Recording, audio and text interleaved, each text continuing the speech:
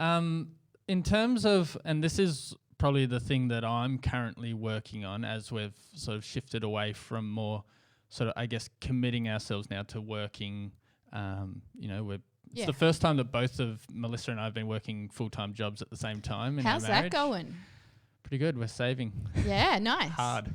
Do you come home at the So end we're of the not- day like, oh my gosh, I'm so tired, I can't move? And she's like, nah, I'm so tired, I can't move. You get the dinner. No, we just jumped straight into it Yeah? because I finish half an hour before her. So I finish work, I drive and just wait for her to finish. We hop in the car, we drive home, and we normally we've got a bit of a routine going. I walk in and go straight into the shower. Yep. And she might get out a few items and stuff because I'm the chopper in our family. You're the chopper. I'm the You're chopper. the slicer and dicer. I've always been the labourer. Because I used to always live with my brother and he was a good cook. Yep. And so I chopped everything he cooked in season. So Yep. I call her the 1%. She's the one that comes. I do the labour work. She comes in and makes it really good. She's like the celebrity chef. When someone else has done all the prep work, she just makes it look amazing. She often thinks that is a dig at her, saying that I think she's lazy. No, It's not. I'm just meaning, no, you're the one that pulls it. Like, yeah, she's doing that. no bit one that just you wants a can't pile of chopped up veggies. No. I want it to taste good, and she makes it taste good. Anyway, so we've got a bit of a routine going. Yeah. But yeah, once we sort of come home, cook dinner straight away, and then we get on the couch. And then isn't that moment when the work is done for the day and you sit, you've only got a couple of realistically a few minutes till bedtime because you've got to get up early in the morning, but it's so good that few minutes of just going, nothing is required right now. Hey-o. So good. And so, but I guess one of the things that I'm now grappling with is I've sort of got to build a new context for my faith. Yeah. And because the way it is now outworked is completely different to how it was and how I was envisioning it to be in terms of your markers of success and effectiveness and purpose and all of that stuff. Yeah. And just your general day-to-day as well is very different. And so what did that sort of look like for you guys in that transition? Did you have to sort of build a new way of looking at what you were doing?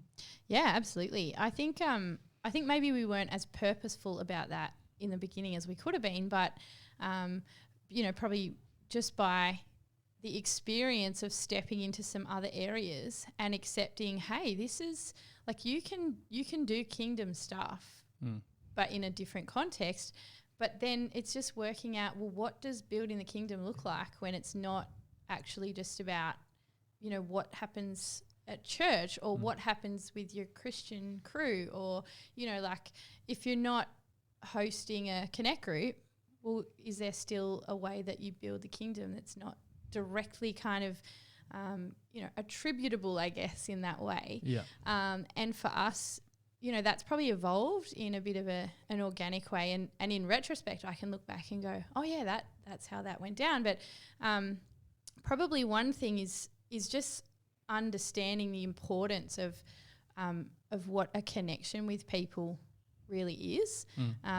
And actually probably one of the better aspects of just taking the approach of going, all right, we'll strip away all the ministry activity, strip away all of the, what we're trying to achieve here or, what we think we're trying to build or grow on God's behalf and actually just go, all right, what is it about people that you want to help grow?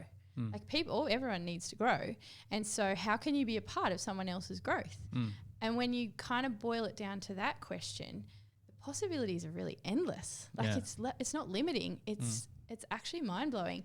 And so for us, just understanding that growth is going to look different for everybody, and what part you play in that is quite it's really endless what you can do to support someone. And so I think, faith then becomes less about, deciding what God's agenda must be for someone and then just willing that to work out. And it becomes more about saying to God, there's so much more possibility here than I understand. And I just want to jump on board with that and see what happens.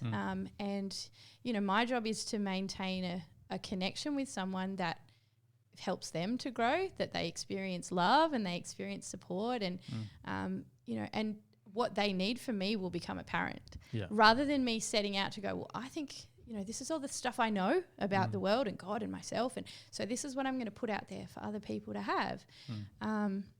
I think it's quite humbling to realize actually God doesn't particularly need my special perspective on this, but I definitely need his. And so just going, okay, well, what is it that this person needs in this moment? And it's pretty much always connection. And it's what does that connection look like for this time? And you know, I work in a lot of different contexts. I have a connection with my students, which is in a professional relationship, and I have a connection with my midwifery clients, and I have a connection with my work colleagues in both of those environments. And then, you know, you just have connections with people in the community.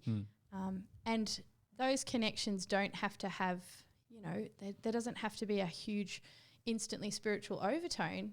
It's just that, who is this person? What is their growth, and how do I be part of that? That's awesome. Yeah. That's what I mean by you have a great perspective on life. Oh, thanks. Yeah.